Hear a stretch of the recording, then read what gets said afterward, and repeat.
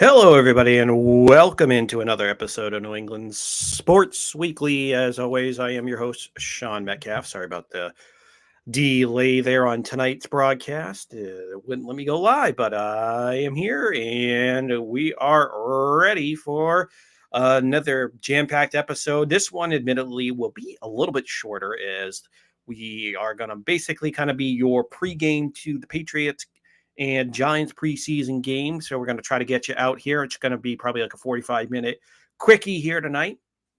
And we'll get you rolling here. I hope you're all enjoying what's left of your summer. It's sadly we only got about, well, I know technically September 21st is the end of summer, but really once we get to football season, the regular season, that pretty much ends the summertime, and that is all she wrote, and we're into the fall. But I hope you're enjoying what's left of it here, and it's been a hot one around here. So it's finally starting to cool down just a little bit, but I'm not going to complain because I love me some spring and summertime and early fall before I get to the chilly and snowy part of the year. But nonetheless, hope you are all enjoying it. And we'll jump right in. As we mentioned, we are going to have a quick show tonight, so we're not going to waste much time.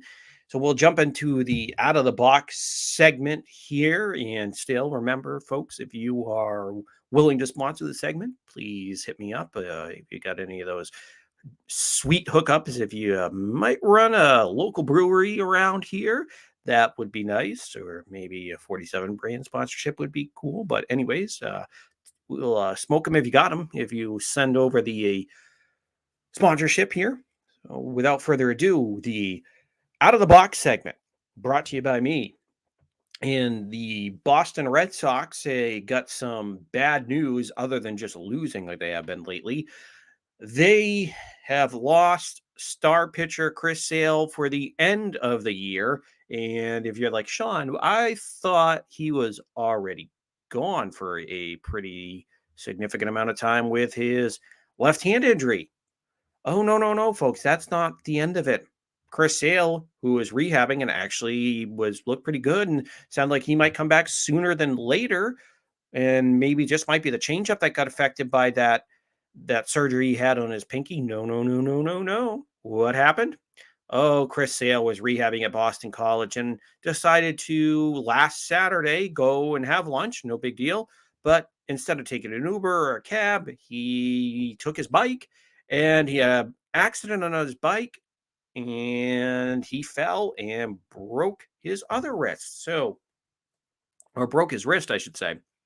So Chris Sale is the most injury prone person I know on the face of this earth. But I mean, I do feel bad for him at this point, just because I like the competitor. I like the person he is. But at this point, it's frustrating because they've sunk so much money into that extension. And you've gotten absolutely nothing besides 9 starts. Because before you come at me, oh well, he 2017 and 2018 he was great. He helped them win a World Series. He was an ace of the staff for those 2 years. And yes, he was, folks, and he was great. And I love him for that. And when he was healthy in 17 and 18, he was the closest thing I've seen to Pedro Martinez in a long time. Not saying he is, but he's a stud. But remember, that contract kicked in, what was it, 2020? A 5-year extension.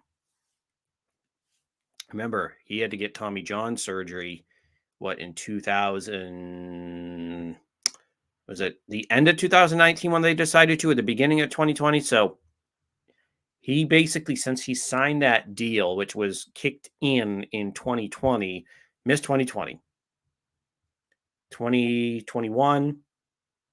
Oh, wait, he got the Tommy John in 2019. Sorry, I had to run through it in my mind, but he got the Tommy John in 2019.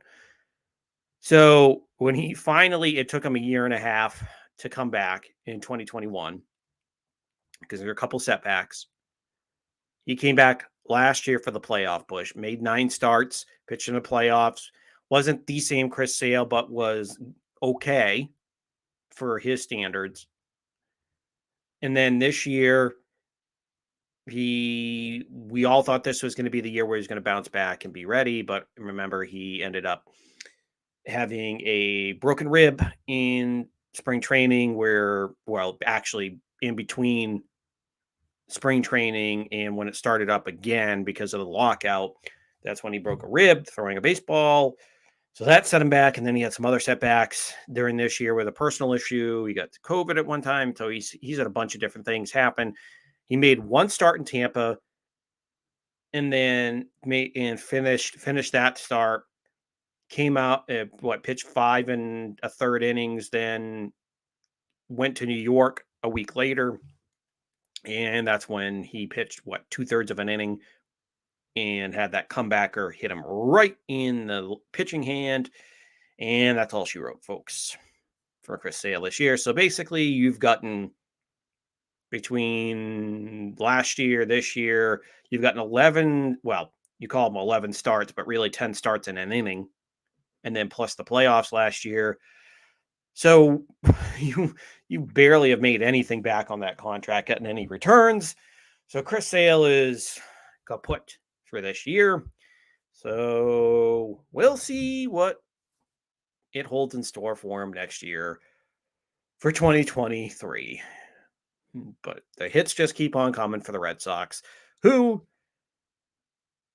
were swept by the reigning world champion Atlanta Braves in a 2-game set at home, and got an absolute gut punch losing to a bad Royals team, losing the series 3-1.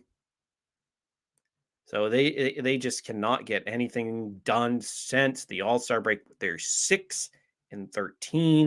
They are awful right now, and they are just unwatchable. Even the great Rafael Devers, who I love watching Rafi, and I want to see him in a Red Sox uniform for a long time.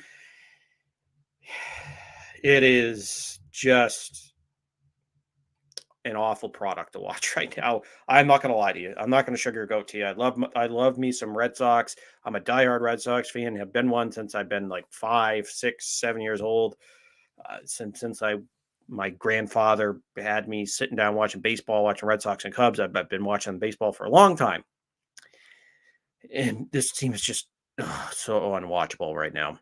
So unwatchable. So like I said, it's just the hits keep on coming for this bad Red Sox team. Now they're missing Chris Sale. They've lost what 5 or no, sorry, 6 out of their last 7 games. So it's just bad baseball. But somehow, mathematically, they are only 5 games out. But do they actually have a actual chance? No, they don't. No, they don't have pitching. They don't have pitching. It's Nathan Eovaldi, and Nick Pivetta is a corpse of himself, what he was last year, and what he was from that May and June stretch. So it's abysmal. It's abysmal. Oh, and guess what? The other hits that keep on coming is Eric Hosmer got hurt in the first game against the Braves. Supposedly he's going to be back tonight, or maybe back tonight. So we'll see. But it's just hits keep on coming, folks. And and the Red Sox released Jackie Bradley Jr., who signed with the Toronto Blue Jays, who are in the wild card race. It's and the Baltimore Orioles are only 2 games out, or a game out of the wild card. The friggin' Baltimore Orioles, folks. I just am defeated with this team. We'll get into them later on. And of course, in other news in Boston sports, the Boston Bruins have officially brought back Patrice Bergeron. So way back, what was it, in June, it seemed like, or early July, there were reports that Bergeron was coming back, but there was radio silence from Bergeron and the team. Nothing happened, but it is official now. Bergeron came back, and on, I believe it was Tuesday, Bergeron at his press conference. And then on the very next day, the Bruins had their David Krejci conference, who on the same day that we learned about Bergeron signing early in the morning, then at about 11 o'clock, we learned about Krejci signing. So in the span of a couple hours, the Bruins brought back Bergeron and old friend David Krejci, who took last year off and played it back in his home country of the Czech Republic, and now is back on a 1-year deal. So it's good news for the Boston Bruins. Yes, I know both of those guys are in their mid to late 30s, but still they have some game left in the tank. Now it doesn't necessarily mean you're going to the Stanley Cup Finals, but you do have some veteran leadership that's coming back in Bergeron, and obviously some veteran talent in Krejci, who, if you put him with Pastrnak and Hall, I will definitely be curious to see how that works out for the Boston Bruins. So some good news on that front. And then, of course, it is Patriots training camp, where the Patriots are gearing up for preseason game 1 here tonight, playing the Giants in Foxborough. So it will be interesting to see how this goes, because the Giants are said to be playing some of their starters, including Daniel Jones, but the Patriots are holding out a majority of their starters, actually most of them. So you're not going to see anybody like Mac Jones, Jonnu Smith, Hunter Henry, Matthew Judon, Devin McCourty, Kendrick Bourne, anybody of significance outside of the rookies, or maybe some of those really low tier on the bubble guys that might start. You might see some of them, but for the most part, anybody that has a solid footing on this team is not going to play outside of the rookies. So we'll see how that all pans out for the Patriots. And of course, as we'll get to here in just a moment, the Patriots have been off to a slow start in camp. There have been multiple reports as far as the offense has been slow, has been not up to snuff, as they've been reports of, have they changed the offense completely, or are they just making tweaks, just adding some things here and there? There have been a lot of different things flying around. And of course, Mac Jones has been right in the center of that, because obviously he had a great rookie year last year, and now he is a guy even gotten off to a slow start here in camp. So, of course, there's all kinds of rumors going around. Everything's flying. So we'll get into that here in just a moment. And one thing that just dropped this afternoon is that the National Basketball Association, the NBA, will be retiring Bill Russell's number 6. Not just, obviously, it was already retired here in Boston a long time ago, but it is being retired league-wide after his passing last week. And it is obviously one part in due to all of the championships and all the success that he had with the Boston Celtics on the court, but obviously in a bigger reaching scenario, due to the fact that with all the philanthropic, all the social justice that he did back in the 1960s and 70s and throughout his life, but obviously the major impact that he's had on society and the National Basketball Association, well deserved for Bill Russell. He will be getting that honor, as it'll be retired across the league, and a lot of the teams will be wearing and all the teams this year will be wearing a shamrock and a number 6 on their jersey. So obviously the Celtics were already planning on doing something like that as well, but the NBA stepped in and said, no, let's do this for the rest of the league. So it's a very good gesture that the NBA is doing for the legend of Bill Russell. And now on to the main course, if you will. The reason why we are having a short pod tonight, it's because the New England Patriots are getting ready to host the New York Giants in Foxborough for game 1 of the preseason. Now, obviously, like we just talked about, are we all jacked and pumped for this game tonight? Because no, not really, because obviously it is just some of the starters for the Giants, some of those starters, no starters for the Patriots. But what we'll talk about here in just a moment, what we're going to be looking for in this game in just a little bit. But before we get to the actual game itself, let's get to the juicier parts of what's been happening with the Patriots here in camp. And for those of you who haven't been keeping up with a lot of it lately, or just needed that refresher, the juicy parts of this is that if you remember last week on the pod, we talked about the Patriots are reportedly changing the offense, or depending on who you talk with or how things have gone, it seems the Patriots are either changing the offense or they're having the same base layer, which I'm kind of more on. Just the what more I hear about this, it sounds like they're just adding wrinkles into this adding some major changes to the offense. They're still keeping the base. I don't think they're completely ripping down the foundation, but I think they've probably gone into a few rooms and gutted the rooms, kept the foundation, but probably gone into a few rooms and really done some major renovations is probably what they've done, if you want to kind of use that renovation metaphor. Because basically, it sounds like they're trying to add some of that zone run, like we talked about last week from the Shanahan system, the Mike Shanahan, Kyle Shanahan, that family tree.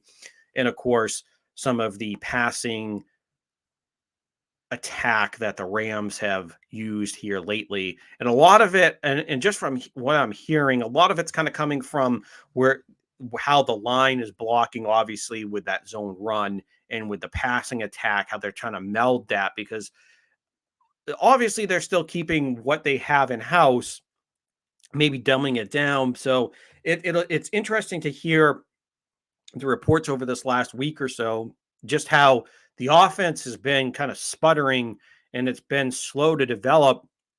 Although over the last couple of days, you've heard some better things. So that's why I'm going to be curious tonight to see how that all kind of works out. Because if I'm honest, I'm not like I'm not slamming my hand on the panic button. But of course, if it keeps happening like this, it doesn't make me feel great. But at the same time, it is still training camp. It's still where you're trying to iron out all the bugs, where you're trying to get this all resolved. Now, Belichick's been at this for a long, long time, so I have faith in Belichick. And I have faith in even in Mac Jones, who showed last year in a complex system or a system that's not exactly made for rookies, and he came in and performed pretty well.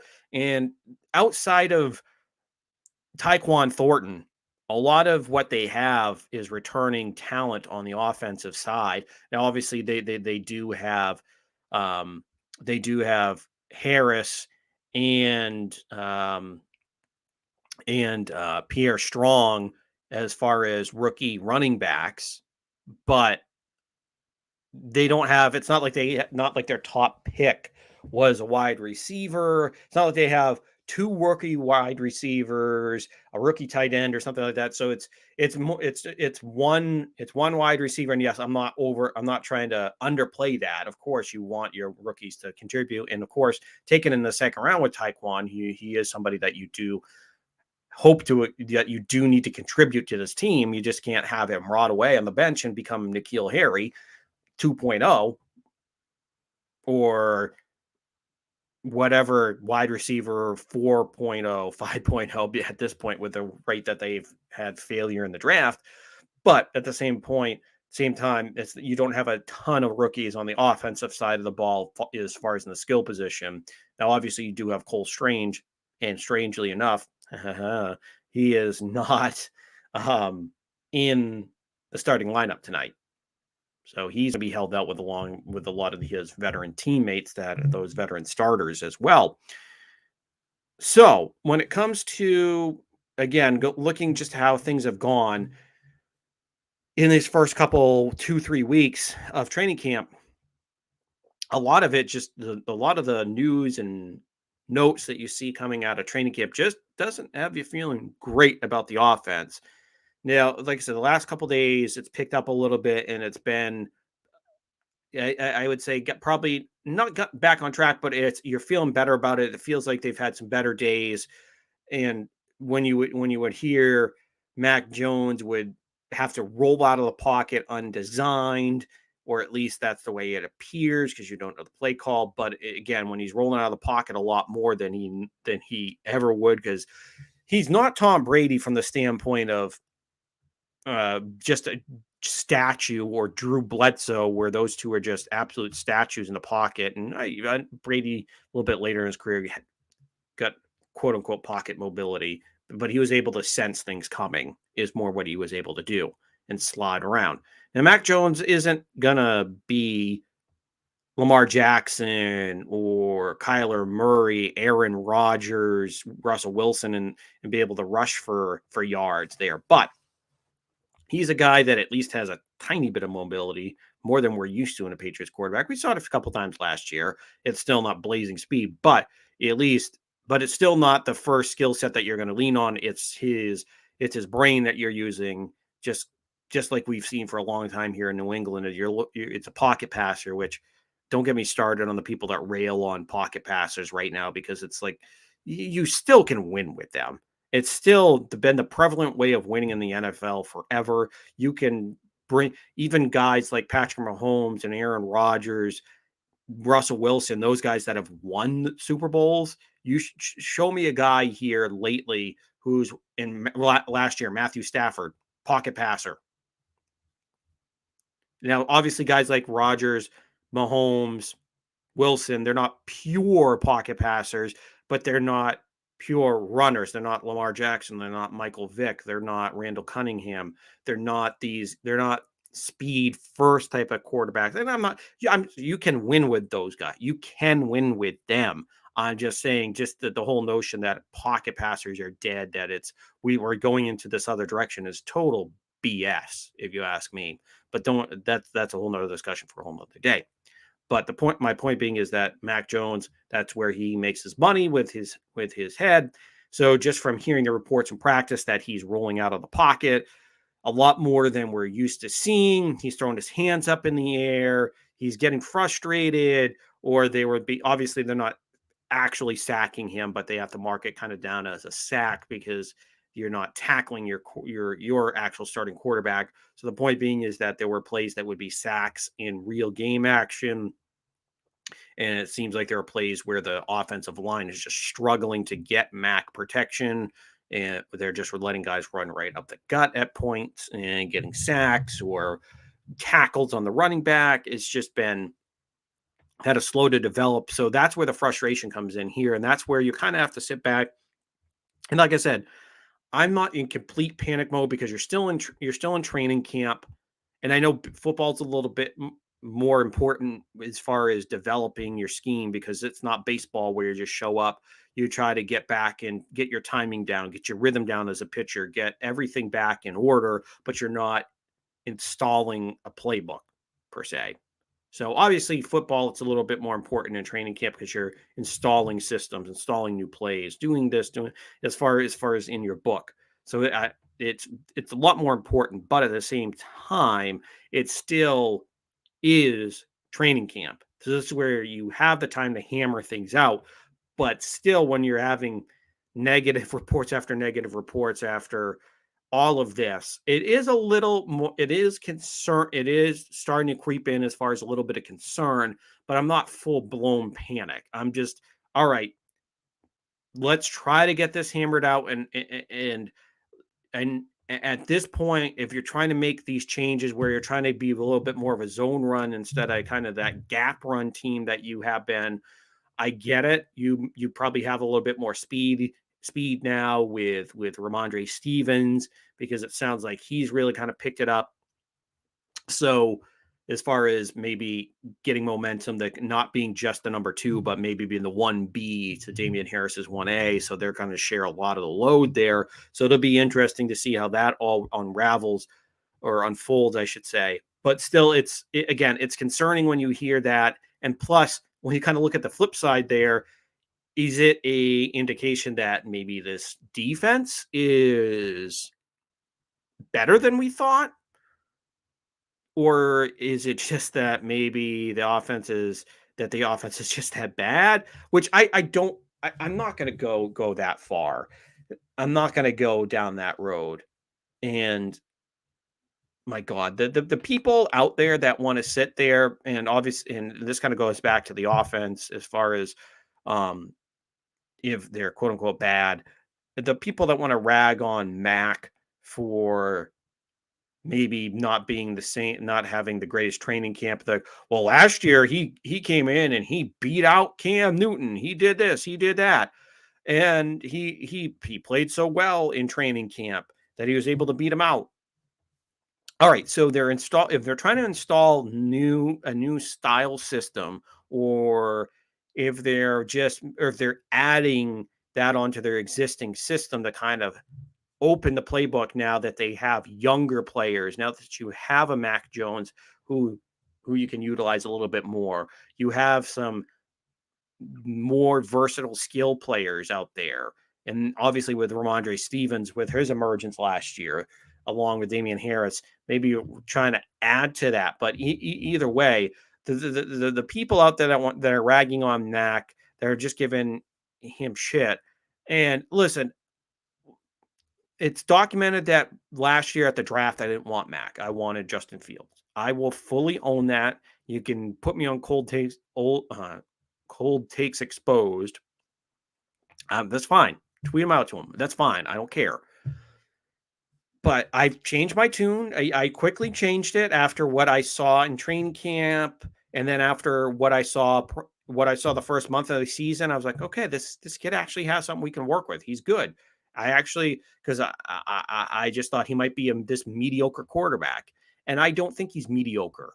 I think he's a top tier at this point in his career? No, I don't. But I think this is a guy that you can win with. But the people out there that after Bailey Zappi had strung good day after good day after good day, and it's like, oh, he's really zipping it out there, and he's playing better than Mac. Okay, all right. So, and people want to turn around and say, okay, well, what happened in 2001? Brady was a rookie in 2000, sat the bench, was the fourth stringer, and then worked his way up to being the second stringer in after having a great camp in 2001. And obviously we know what happened there. Brady ended up winning. We know, we're not going to rehash it all. We know the story. But to say that that's what Bailey Zappi is going to do, it's just like, that's asinine. We're never going to see that happen again. Well, why did they use a fourth round pick on him? Okay, so you have Brian Hoyer, who is pretty much at this point just a coach. I never want to see Brian Hoyer out on the field. I'm sure he's a great guy. I'm sure he's very nice, but at the same time, I don't want to see Brian Hoyer out there on the field. We saw him shit the bed in that 2020 game where he had to fill in for Cam Newton after he got COVID in Kansas City on a Sunday night game, and it was bad. When he got into the red zone, he just looked like a lost dog out there, just crapping himself, and it was bad. It was so bad.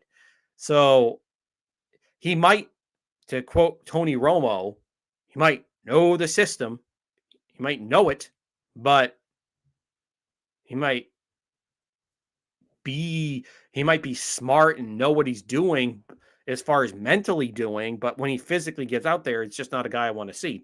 But anyways, getting sidetracked by that, Brian Hoyer is what, 34, 35 years old. He's getting up there in age. He's not a guy that I want as your backup long term. And you have to have a guy that, if something happens to Mac, that you can be that you can at least kind of tread water with. Because it's not like Bailey Zappi was a highly recruited guy. He's a guy that played at Western Kentucky. Yeah, he might have some arm strength and might have some ability, but let's not pump the brakes here and be like, okay, well, this is what happened in 2001 when Brady, who came in and had a good training camp, supplanted Tom Brady. Why would the Patriots use a fourth round pick on a quarterback? Well, maybe because, they taken dart throws before for their backups. They use dart throws in like the in the fifth, sixth, and seventh rounds for these quarterbacks. Okay, yeah, any of those ones that actually stuck around that were halfway decent. And the last one I can think of is, I can't remember where the round Hoyer was taken in, but I mean, we all know pretty much any of those guys that have kind of stuck around have been like in the fourth, fifth round, but they're any of those sixth, seventh round dart throws that they've taken, any of those like forgettable guys, yeah, they haven't stuck around because even a guy like um Ryan Mallett that the Patriots drafted, who had what the arm of a golden god, but like a 10-cent head. He was drafted by the New England Patriots in the third round. Just imagine that happened this year. Whoa, Ryan Mallett's got this super arm, and now he's going to surpass Tom. Now he's going to surpass Mac Jones. And then, like I said, you have Brian Hoyer, who was drafted. I'm just taking a look here.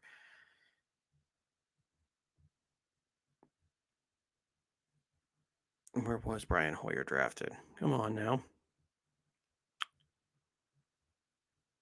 Let's take a look here.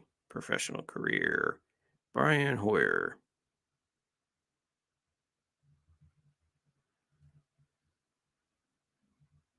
Okay, so Brian Hoyer was not selected, so he was a free agent. Okay, so he's actually been all right. So Brian Hoyer is one of the low end ones, but again, I'm not going to go through every single one. Like I just mentioned, because I remember when they drafted Ryan Mallett and they used a third round pick. That was high, and that was what back in 2012, 2013 with Mallett.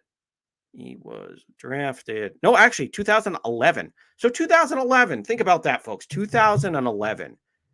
Brady not was not even halfway done with his career at that point. And the Patriots took a quarterback in the third round. So my point here is where I'm getting pissed off is just, well, they spent fourth round capital on Bailey Zappi. Does that mean they're trying to get? Does that mean that they're planning for the end of Mac Jones when his rookie contract is up in 3 years? Or do they not believe in Mac?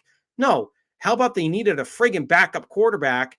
And yeah, is he would have been my first choice? But no, it's not like they spent a first round pick on the kid. They spent a fourth round pick on a guy that's going to be a backup. And I'm not gonna if he has a great preseason game here tonight with what the third and fourth stringers who he's been probably practicing with all friggin' training camp long, am I gonna be like, oh my god, sprout wood for this kid because he's all of a sudden he threw 5 touchdowns in a preseason game? Because you know what? He's gonna have to go against the first stringers for the Giants for probably the first quarter of the game. And he's probably not gonna look great. I'm guessing. But the point being is here we're putting way too much. There's too much panic out there as far as what's happening with what's going on here with the Patriots offense. And yes, do I think everything is rosy right now? No, trust me. There's a lot of bumps right now that are happening that I'm not happy about. But at the same time, I still think this can all be ironed out in the long run here with the Patriots. I think this is something that is fixable. It is definitely fixable for the Patriots, and I'm not going to sit here and just all of a sudden just not believe that they can't get it done. But it is worrisome that it's going on this long. That's what I will say. It is that's where at this point where I am getting a little worried that it's lasted 3 weeks, and then we're still kind of seeing this from the veterans on the team where they're frustrated. And I know Mac Jones and all the veterans have come out and said that obviously they'll work through it. They have all the confidence in the world in themselves and that they know that they can do it. Of course, they're all going to say that.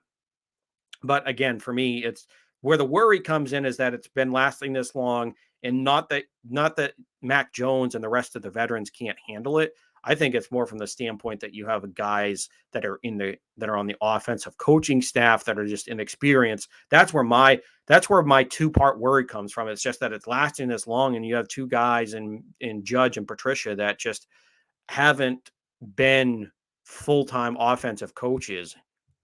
They've been at times they've coached offensively at times because we know Joe Judge was a special team and wide receivers coach before he left to take the Giants job.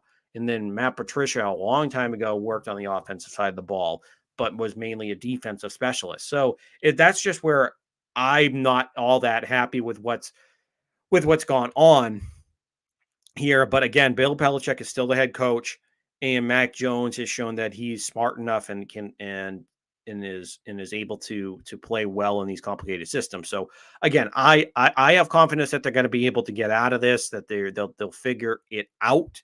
Now, obviously, that's still figuring out the new system doesn't mean that all of a sudden, oh, they're going to win 12 games. Don't get me wrong. I'm not trying to be not like I'm not the team cheerleader here, but I still think this is a team where they're going to be in the mix for a playoff spot, whether they actually can get one of those last wild card spots. We'll talk about that later on in a couple of weeks here when we do the season preview. But again, I think this is a team that may not get one of those wild card spots, but they're going to be competitive enough, going to be in that 9-8 range, right around 10-7.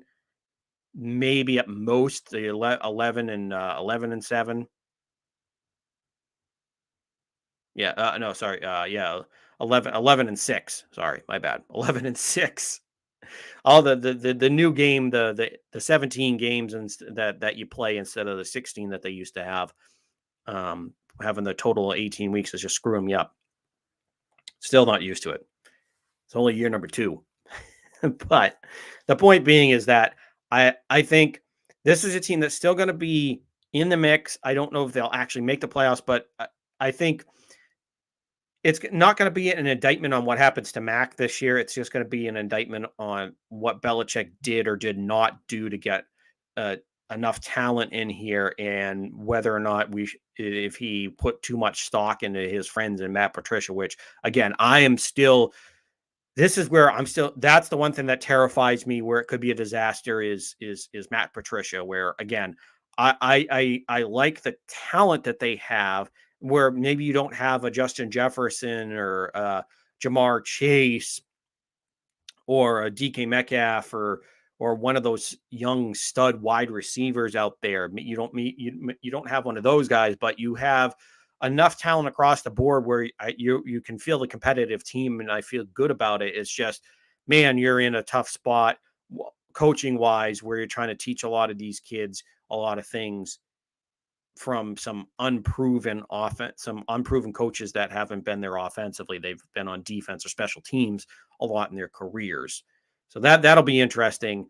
And then just to look at what we're going to be looking at tonight, because this is where this is going to get interesting, because without the starters, I mean, really offensively, there's only 2 things I'm looking at well, 3 things offensively, and they all have to do with the rookies. Because and sorry, folks, I did forget when I did the news segment.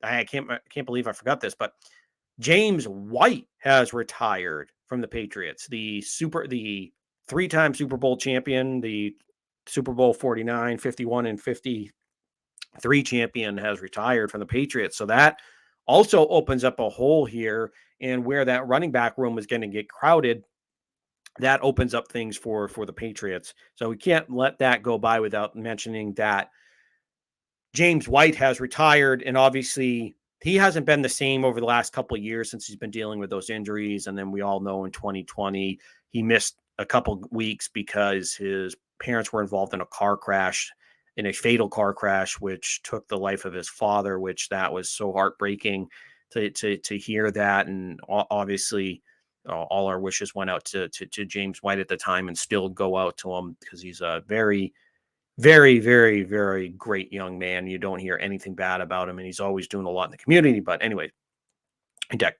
when it comes to James White, he will be missed in that Patriots locker room. He's going to be missed as far as teaching a lot of those young running backs that they got, like Pierre Strong and Harris, and obviously still imparting that knowledge to Damian Harris and over to Ramondre Stevens. So it'll be interesting to see how that passing back role gets filled, because just remember Super Bowl 52, Super Bowl 51 in the comeback against the Atlanta Falcons, where he had, what was it? 18 catches, or it was absurd. And the amount of catches that he had that game, it wasn't 18, sorry, but he had a bunch of catches in that game. He had 20. He accounted for 20 points because remember he had 2 touchdowns. He had a couple 2-point conversions. So he was scoring a lot in that game as far as touchdowns, 2-point conversions. He was all over the place in that game. He was an absolute stud in that game for the Patriots. So he will definitely be missed for this Patriots team moving forward. And of course, a lot of the news has been that Ramondre Stevens has been working on catching the ball a lot. So will we see him maybe take up some of the slack there? Or will we see maybe one of the young guys like Pierre Strong, who's been rumored to be one of those pass catching backs, although he hasn't had the greatest of camps, but we'll see how that goes. Kevin Harris, who seems to be more of that power back that they got from South Carolina, but we'll see how that all shakes out. But that obviously I couldn't let you go without letting you know that James White has called it a career for the New England Patriots. But quickly looking at some things that we're going to look at here tonight. One is going to be how those rookies on offense, especially with Tyquan Thornton, who I am excited to see how this goes. I know obviously he's not going to be playing with Mac Jones, but still, this is a guy that I was not high on. I will fully admit it. This is a guy that I didn't want. I wanted a guy like John Mechie there in the second round, maybe even a guy like Sky Moore, even though he was smaller, who went to Kansas City. Or another guy that was still on the board was George Pickens, the receiver from Georgia, who dealt with injuries and fell down the board, but was a first round talent, went to Pittsburgh. But the Patriots went with the speed merchant and Tyquan Thornton. And because of the lack of size, at least when it comes to the bulkiness, where he's a skinny 6'3", 6'4" wide receiver out there, but he's a speed merchant. But from the reports there in practice, he's been having some good days out there. He's had some pretty good juke moves. Now, how will this translate into game tape? We'll find out here for you when this evening, coming up in just shortly a little bit.